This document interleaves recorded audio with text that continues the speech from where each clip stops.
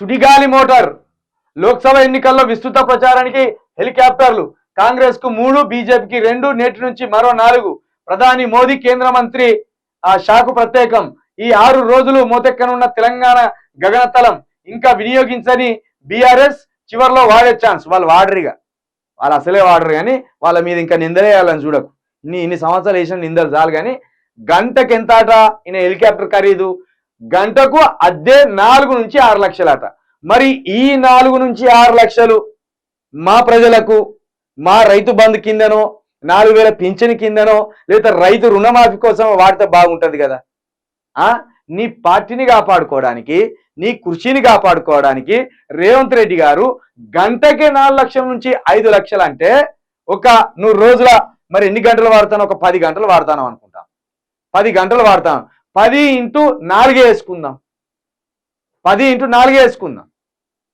ఏ చూడు ఎన్ని లక్షలు కావాలి, ఎన్ని కోట్లు కావాలి చూడు. కాబట్టి ఇది ఎవరి సొమ్ము? ఇది తెలంగాణ సొమ్ము కదా. ఈ రేవంత్ రెడ్డి గారు అధికారికంగా పాల్గొనే కార్యక్రమాలే కదా. ఇది ప్రభుత్వ సొమ్మే, ఇది ఖర్చు పెట్టేది. ఒక రోజుకు 10 గంటలు వాడినా, ఒక రోజులో 10 గంటలు వాడినా 40 లక్షలు వేసుకున్నా 10 రోజులు ఇంకెన్ని రోజులు ఉన్నది? ఇంకా 8 రోజులు ఉన్నది, ఇంకా 7 రోజులు ఉన్నది. ఇట్లా వేసుకోర్రు. ఇక 10 గంటలు ఎందుకు వాడతారు? అటు పోయిందంటే అక్కడ ఉంటుంది. ఆయన ఎన్ని గంటలు తిరిగితే అన్ని గంటలు ఉంటుంది అటు.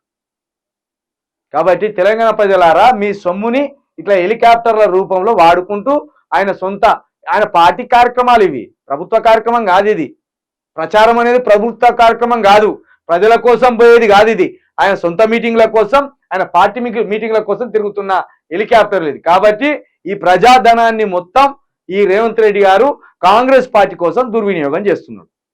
దీని మీద ఈ పైసలు ఎవడు పెడతాడు, ఎవడు ఇస్తాడు అనేది గుర్తుపెట్టుకొని, ఒకవేళ ఈ ప్రభుత్వ ఖజానా నుండి కనుక తీస్తే వెంటనే తక్షణమే చర్యలు తీసుకోవాలి. ఇట్లున్నది కథ. వీళ్ళ పార్టీల ప్రచారాల కోసం సొంత డబ్బును వాడుకుంటారు వీళ్ళు.